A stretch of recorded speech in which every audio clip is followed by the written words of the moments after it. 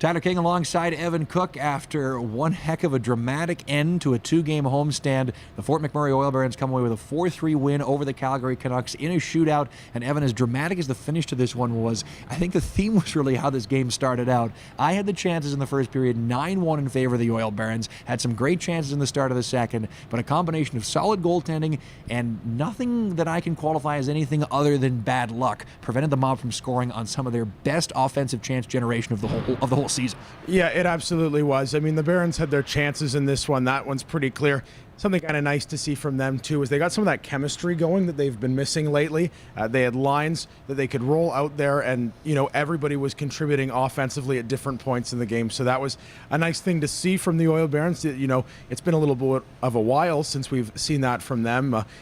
Obviously would have been nice for them to not go to the shootouts, and I'm sure they would have liked to wrap it up in 60 minutes, but big win all the same. Once the Barons finally did get some pucks going into the back of the net, like usual when you get out of a slump, it's those, what they like to call garbage goals or greasy goals from the front of the net. But frankly, Evan, those two goals in the second period off the sticks of Adam Durkee and Austin Holmes, they don't get started unless you see some really nifty puck handling skills from a second-year defenseman in Brett McNeil.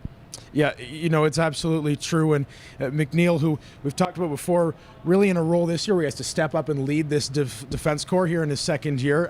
He had some, you're right, great plays with the puck, good hard shots that got on the net, produced those rebounds, and he had his forwards, crash the net and pick up some loose pucks. So really strong play from McNeil, that's for sure. So we head to the shootout, depending on Brett Luchuk, and the number 2 goaltender for the Oil Barons makes, one shot goes wide, and then 2 of probably the biggest saves of the entire season. And Evan, not just the great save by Luchuk on the final shot of that shootout, but the ovation from a crowd of more than 1,600 here at the Casman Center was a real big relief after some struggles in the games leading up to it. Yeah, it absolutely was, and you're right, the place went nuts. It was a really cool atmosphere for him to be a part of it. A shout out too later in overtime. His team goes down shorthanded in the last minute and a half, 2 minutes of that overtime period, and he came up with some big saves to even push this game to a shootout, that's for sure. Now we have the Barons heading on the road in one of the tougher trips they have scheduled this year, Evan, heading out for a Tuesday-Wednesday series against Grand Prairie and Whitecourt, then down southwest of Edmonton for Saturday and Sunday games against Drayton Valley, with 2 games off in the middle of that. Doesn't make sense to come all the way back up to Fort McMurray and head all the way back down, so they're staying on the road for one of the longest stretches outside of playoffs in quite some time.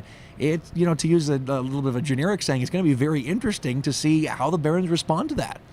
It absolutely is, and it's kind of a funny time for the Barons because, coupled with that kind of funny road trip and the dates that they have, when you take a real, frank look at the standings, we're playing the bottom 3 teams in the North Division standings, and it's going up against this time of year when you're looking to make a push up the standings for playoff position, home ice position in the first round.